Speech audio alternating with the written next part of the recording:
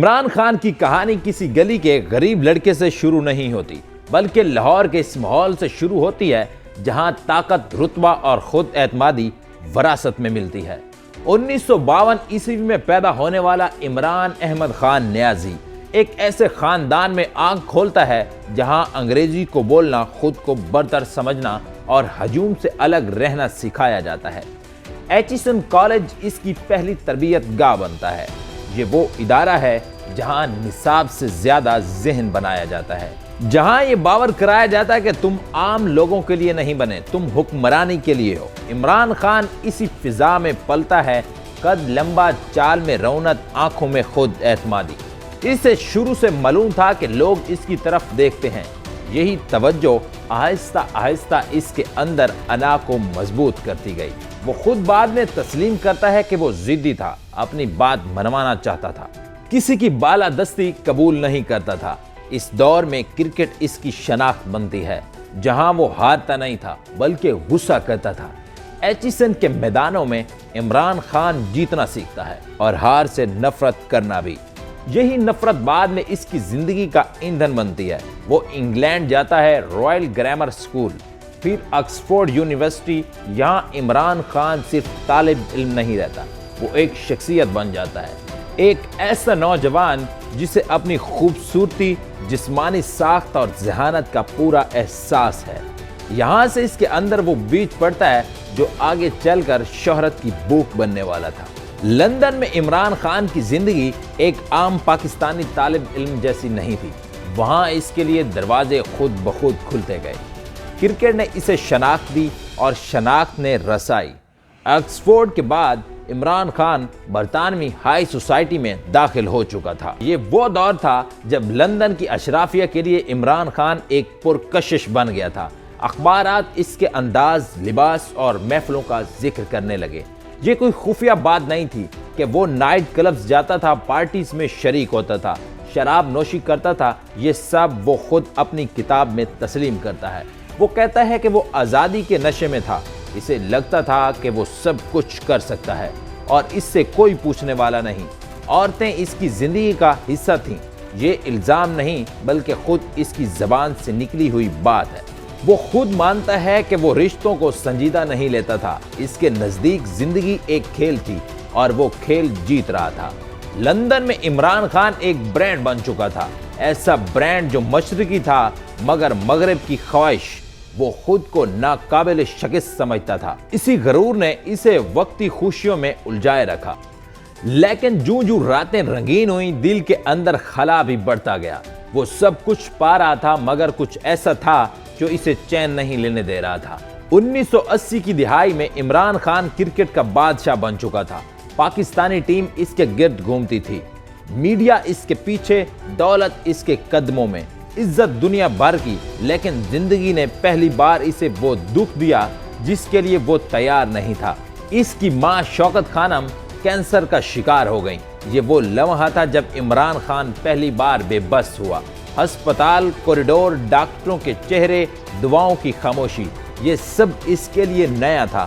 وہ شخص جو خود کو طاقتور سمجھتا تھا، اچانک کچھ بھی نہیں کر سکتا تھا۔ ماں کی وفات نے اس کے اندر کچھ توڑ دیا۔ وہ خود لکھتا ہے کہ یہی وہ وقت تھا جب اس نے اللہ کو تلاش کرنا شروع کیا۔ شراب، پارٹیاں، محفلیں سب بد ذائقہ ہونے لگی۔ وہ اندر سے خالی ہو چکا تھا۔ یہ وہی مرحلہ تھا جب عمران خان پہلی بار خود سے سوال کرنے لگا کہ یہ سب کس لیے؟ شہرت کب تک؟ جسمانی خواہشات کب تک؟ زندگی کا مقصد کیا یہ ہے؟ 1992 کا ورلڈ کپ عمران خان کی زندگی کا موڑ تھا۔ فتح کے بعد وہ وہی شخص نہیں رہا۔ اس نے کرکٹ کو الوداع کہا مگر اصل میں اس نے پرانی زندگی کو دفن کیا۔ وہ قرآن کو سمجھنے لگا، نہ رسمی نہ دکھاوے کی دینداری بلکہ سوالوں کے ساتھ۔ شوکت خانم ہسپتال اس کے لیے صرف عمارت نہیں تھا بلکہ کفارہ تھا ماضی کی زندگی کا۔ یہ عمران خان اب محفلوں والا نہیں تھا، یہ ایک تنہا شخص تھا جو خود کو نئے سرے سے تعمیر کر رہا تھا۔ یہی وہ عمران خان تھا جو سیاست میں آنے سے پہلے اندر سے بدل چکا تھا۔ وہ فرشتہ نہیں بنا مگر وہی شخص بھی نہ رہا جو لندن کی راتوں میں کھویا رہتا تھا۔ یہ کہانی کسی تقدس کی نہیں بلکہ تبدیلی کی ہے۔ ایک ایسا انسان جو سب کچھ پا کر سمجھا کہ اصل جیت خود پر قابو پانا ہے۔ عمران خان سیاست میں کسی انقلاب کا جھنڈا اٹھا کر نہیں آیا تھا، بلکہ وہ سیاست میں ایک اندرونی شکست کے بعد داخل ہوا تھا۔ 1992 کے بعد وہ شخص جو دنیا جیت چکا تھا اب خود کو سمجھنے کی کوشش کر رہا تھا۔ شوکت خانم ہسپتال کی تعمیر نے اسے پہلی بار پاکستان کے نظام سے ٹکرایا۔ فائلیں، رشوت، سفارش، بیوروکریسی کی دیواریں، یہ سب اس کے لیے نیا نہیں مگر ناقابل برداشت تھا۔ یہ وہی لمحہ تھا جب عمران خان نے یہ مان لیا کہ مسئلہ افراد کا نہیں نظام کا ہے۔ 1996 میں پاکستان تحریک انصاف کی بنیاد رکھی گئی۔ نہ ہجوم تھا، نہ سرمایہ، نہ میڈیا۔ لوگ ہنستے تھے، اشرافیہ کہتی تھی یہ کرکٹ کا کھلاڑی سیاست نہیں جانتا۔ عمران خان تنہا تھا مگر ضدی، وہی ضد جو ایچسن کے میدانوں میں تھی اب سیاست میں آ چکی تھی۔ 1997 کے الیکشن میں اسے صرف ایک سیٹ ملی اور وہ بھی خود کی۔ یہ پاکستان کی سیاست کی تاریخ کی سب سے زیادہ تہذیب آمیز شکستوں میں سے ایک تھی۔ لوگ کہتے تھے یہ ختم ہو گیا، یہ بھی وقتی شوق تھا، مگر عمران خان ہٹا نہیں۔ اس نے سمجھا کہ سیاست میں اصول کے ساتھ رہنے کی قیمت تنہائی ہے۔ سن 2002 میں وہ پارلیمنٹ میں آیا مگر طاقت کے بغیر۔ اس نے جنرل مشرف کی حمایت سے انکار کیا اور اسی دن سے اسٹیبلشمنٹ سے فاصلے کا بیچ پڑ گیا۔ یہاں عمران خان سے ایک بڑی سیاسی غلطی ہوئی۔ اس نے سیاست کو اخلاقیات سے چلانے کی کوشش کی جبکہ سامنے طاقت کی سیاست تھی۔ سن 2008 کا بائیکاٹ اس کی سب سے بڑی اسٹریٹجک ناکامی تھی۔ اس نے خود مانا کہ یہ فیصلہ غلط تھا مگر یہی عمران خان کا مسئلہ تھا، وہ سیکھتا تھا مگر گر کر۔ سن 2011 کے بعد منظر بدلتا ہے، نوجوان اس کے ساتھ جڑتے ہیں، سوشل میڈیا اس کی آواز بن جاتا ہے، وہ پہلی بار طاقت کے ایوانوں کے لیے خطرہ بن جاتا ہے۔ سن 2013 میں وہ جیت نہیں پاتا مگر قبول نہیں کرتا۔ یہاں سے وہ مزاحمت کی سیاست میں داخل ہوتا ہے۔ دھرنا، تقریر، تلخ لہجہ، یہ سب اسی عمران خان کا نتیجہ تھا جو ہار ماننا نہیں چاہتا تھا۔ سن 2018 میں وہ اقتدار میں آتا ہے مگر وہی نظام، وہی بیوروکریسی، وہی مفادات۔ یہاں حقیقت سامنے آتی ہے کہ نظام کے اندر رہ کر نظام بدلنا ممکن نہیں یا کم از کم آسان نہیں۔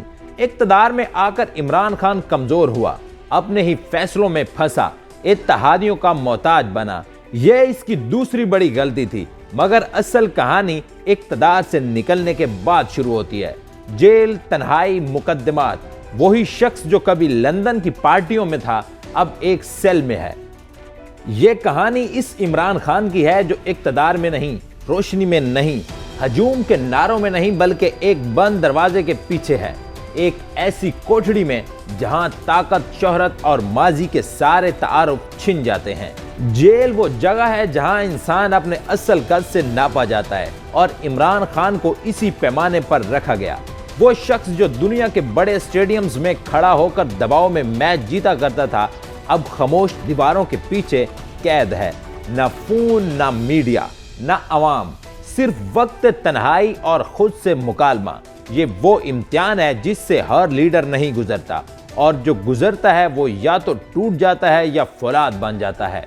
عمران خان یہاں ٹوٹا نہیں، وہ جھکا نہیں، وہ سودے پر تیار نہیں ہوا۔ یہی اس کی سب سے بڑی بہادری ہے کیونکہ اصل ہمت نعرہ لگانے میں نہیں ہوتی بلکہ خاموشی میں ڈٹے رہنے میں ہوتی ہے۔ اس پر دباؤ تھا کہ معافی مانگو یا بیان بدلو، راستہ آسان ہو جائے گا، مگر اس نے وہی ضد دکھائی جو ایچسن کے میدانوں میں تھی، وہی ضد جو ورلڈ کپ کے آخری اوور میں تھی، وہی ضد جو شوکت خانم کے خواب میں تھی۔ اس نے جیل کو سزا نہیں مانا بلکہ قیمت مانا، ایک ایسی قیمت جو وہ اپنے نظریے کے لیے ادا کرنے کو تیار تھا۔ یہاں عمران خان سیاستدان نہیں رہا بلکہ ایک قیدی بن کر بھی ایک علامت بن گیا۔ وہ شخص جسے توڑنے کے لیے قید کیا گیا وہ قید میں اور مضبوط ہو گیا۔ یہاں ایک اور کہانی بھی ساتھ ساتھ چلتی ہے۔ یہی کہانی ان عورتوں کی ہے جو اس کی جیل کے باہر کھڑی رہیں۔ عمران خان کی بہنیں، کوئی اقتدار کی وارث نہیں، کوئی سیاسی خاندان کی تربیت یافتہ نہیں، مگر حوصلے میں کسی سے کم نہیں۔ علیمہ خان ہو یا دیگر بہنیں، یہ عورتیں کسی اسکرپٹ کے تحت نہیں نکلی۔ یہ خوف کے خلاف نکلی ہیں، گرمی، دھکے، تہذیب، میڈیا ٹرائل سب برداشت کیا، مگر بھائی کا نام بیچ کر سودا نہیں کیا۔ یہ وہ بہنیں ہیں جنہوں نے یہ ثابت کیا کہ وفاداری پریس کانفرنس میں نہیں، آزمائش میں نظر آتی ہے۔ جب بھائی جیل میں تھا تو انہوں نے آواز بننا قبول کیا، مگر قیمت پر خاموش نہیں۔ یہ پاکستان کی سیاست میں کم ہی دیکھا گیا ہے کہ خاندان اقتدار کے بغیر بھی ڈٹ کر کھڑا رہے۔ یہ عورتیں نہ روئیں، نہ پیچھے ہٹیں، نہ مفاہمت کا راستہ چنا۔ یہ بھی ایک طرح کی بہادری ہے، خاموش مگر مضبوط۔ یہ کہانی صرف عمران خان کی نہیں، یہ اس حوصلے کی ہے جو قید سے نہیں مرتا۔ یہ اس خاندان کی ہے جو دباؤ میں نہیں بکھرا، بجائے جڑ جاتا ہے۔ یہ وہ مقام ہے جہاں انسان کی اصل پہچان بنتی ہے، اور یہی وہ مقام ہے جہاں تاریخ فیصلہ کرتی ہے کہ کون وقتی تھا اور کون نشان چھوڑ گیا۔ شکریہ۔ اس طرح کی مزید ویڈیو دیکھنے کے لیے میرا YouTube چینل لائک کریں، سبسکرائب کریں اور بیل آئیکن کو دبا دیں تاکہ میری ہر آنے والی ویڈیو سب سے پہلے آپ کو موصول ہو۔ شکریہ۔